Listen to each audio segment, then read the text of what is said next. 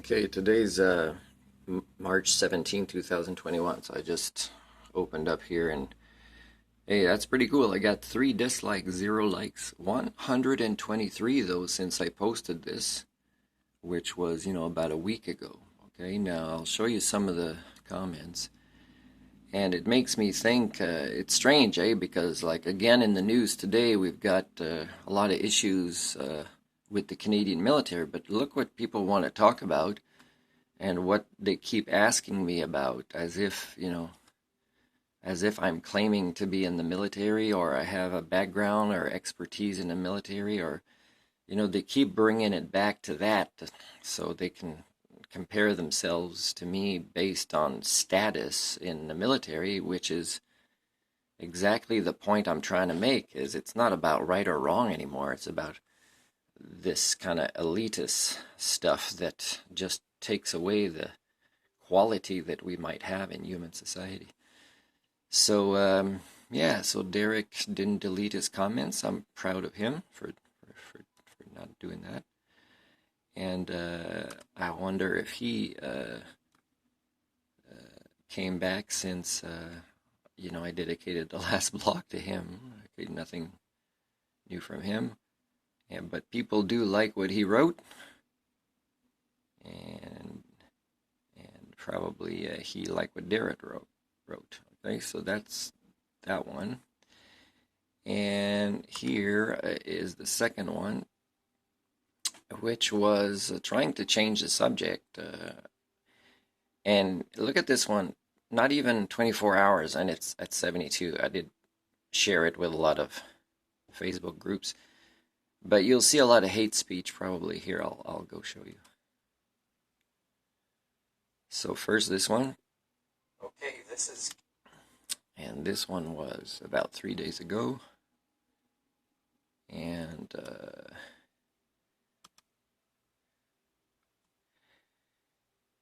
so somebody liked what he said, and then I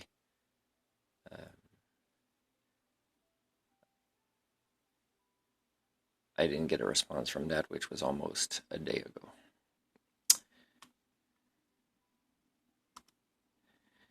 And this one, which might surpass every other number. So 2 dislikes on that one. And somebody liked what he said, but I'll just press pause while I answer. It's funny, on my Dr. Humanix, I get pretty much no comments. When I post a new video, I get a lot of spam comments, and sometimes I'm faster than YouTube to pick them up and report them before they take them away.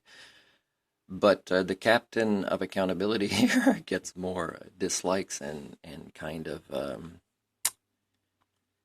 the kind of behaviors that you kind of hear about in the news again, that makes the military in any country really apparently toxic for its own culture.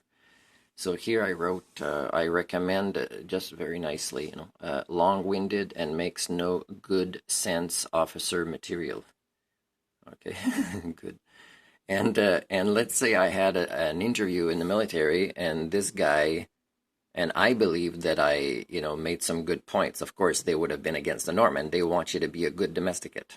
And it's the same in almost every job interview, not just the military, but you have to say what they want to hear, and you're being judged for saying things that they want to hear. People will pretty much say, well, no, that's not what you say with that question. What they want to hear is this. And people even say, what I want to hear is this. How can I hire you unless, you say exactly what doesn't change from the norm?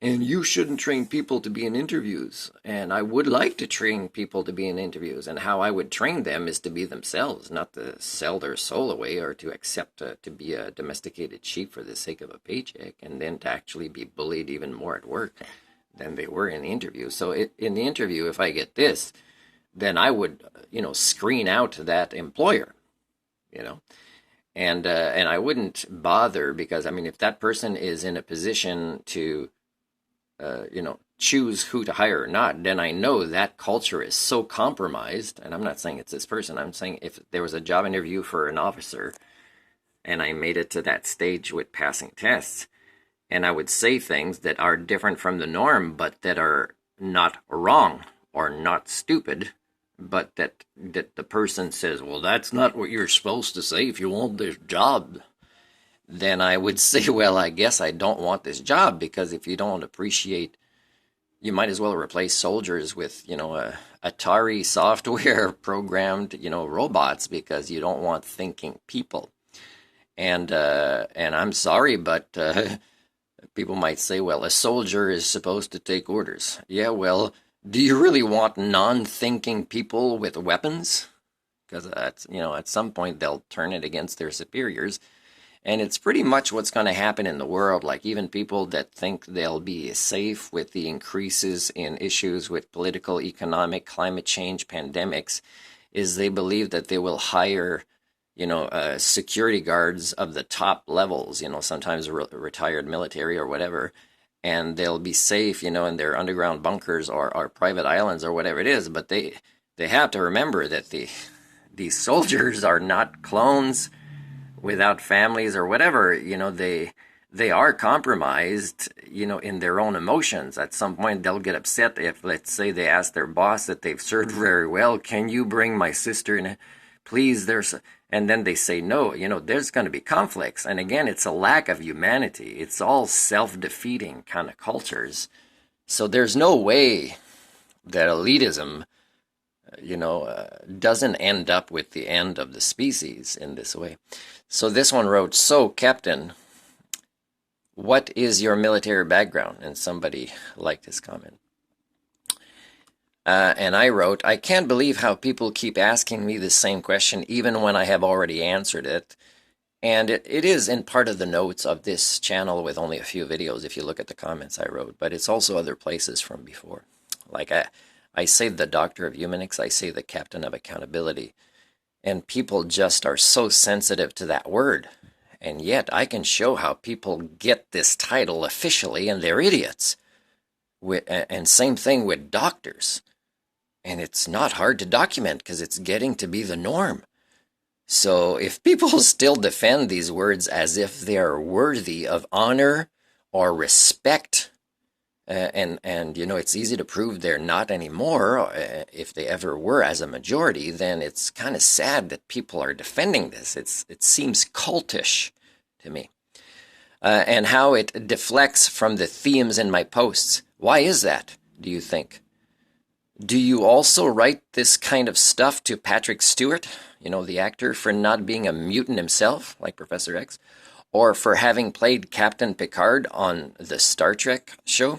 Okay, I'll have to edit that. Please ask yourselves about your motivations for being so narrow and close-minded in your comments that are accessible for anyone to see. And this comes back again to what I just said in the definition of redneckism, which I just changed a little bit in a new way in a video on Dr. Eugenics yesterday, is people that don't feel guilt about their own ignorance. That's a socio-cybernetic feedback loop that's going to create more redneckism, more ignorance. And I say or not, and again, this is a hint again that I appreciate that people are so predictable, because for me it gives me a sense of security that never makes me want to go buy a gun. Why would I need a gun when people act exactly like my theory predicts they're going to act?